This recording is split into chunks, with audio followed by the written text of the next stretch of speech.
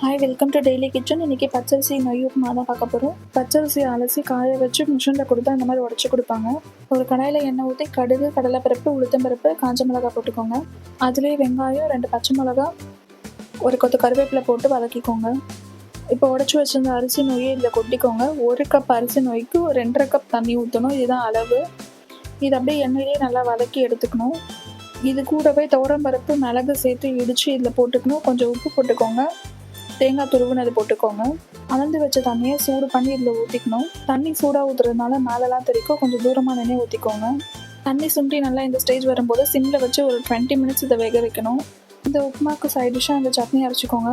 4 காஞ்ச மிளகாய் எடுத்துக்கோங்க. வேர்க்கடலை, கடலைப்பருப்பு, உடச்ச கடலை ஈக்குவல் குவான்டிட்டி எடுத்து அதை எண்ணெயில் வறுத்து எடுத்துக்கோங்க. இதிலே கொஞ்சம் உப்பு சேர்த்து மிக்ஸி ஜாரில் போட்டு அரைச்சி எடுத்துக்கோங்க. கடுகு, கருவேப்பிலை போட்டு தாளித்து ஊற்றிக்கோங்க. 20 மினிட்ஸ்க்கு நடுவில் உப்புமா கிளறி விடுங்க. இந்த மாதிரி சாஃப்டாக நல்லா உதிரியாக கிடைக்கும்.